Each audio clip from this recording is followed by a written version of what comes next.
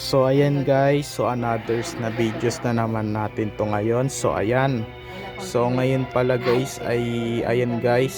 So ayan, part 3 na videos ulit natin na na ginawa nating project sa science na tinatawag natin na anemometer. So ayan, anemometer. So ayan guys, ay dinagdagan ko pa siya. So ayan. So gumawa pa ako ng ng ganito. Ayan. Yun guys, so yung merong nakatutok. So ayan. So ang tawag natin dyan ay wind vane. So ayan, wind vane.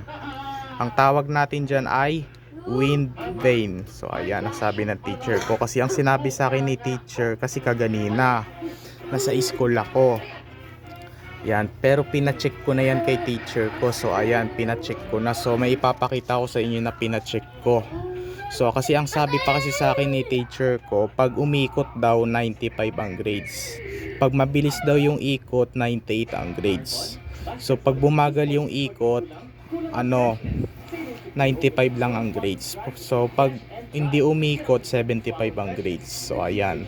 So kaya dahil ito yung yung chinek sa akin ni teacher, pakita ko sa iyo Ayan guys, so may nakasulat 98. So ayan, tinesting to. So ayan, tinesting to ng teacher ko. So yun, bumilis yung ikot. O bumilis, tinesting to dun sa school ko sa may electric fan. Tinesting to ni teacher ko sa science. So ang bilis ng ikot, kaya dahil 95 yung grades ko dito. Tsaka nilagyan pa ng ng date. Ayan. Yun guys, so February na ngayon, February 24, 2026, Tuesday. So sila mami at daddy ko walang pasok kasi nandito ako ngayon sa sa baba. Ayan, dito sa kwarto na giniba to. So ayan. So ngayon pala guys ay eto guys.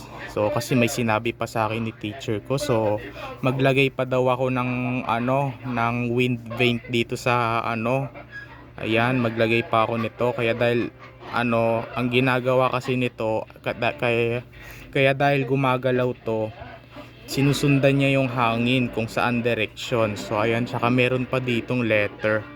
Ito yung letter W, letter N, letter E, tapos letter S. So i-comment mo nga sa akin kung anong tawag dito. So ayan, anong tawag sa mga letter na yan, kung saang nakaturo. I-comment mo nga sa akin. Ayan, kaya hindi ko pa naalala Bayan, di nag to, biglang tumaob.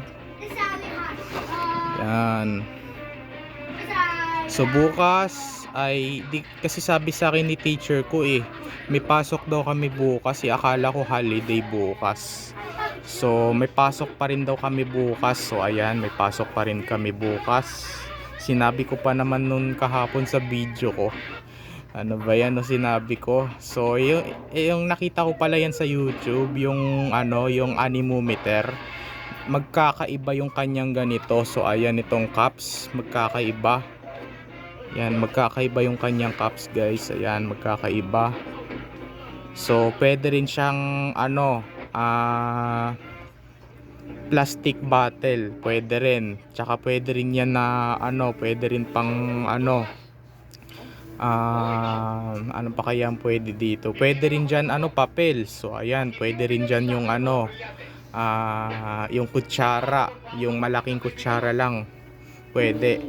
Kahit marami pang iba ang pwede dyan sa may anemometer na yan. Yan, so itry nga natin i-blow kung gumagana. Try natin i-blow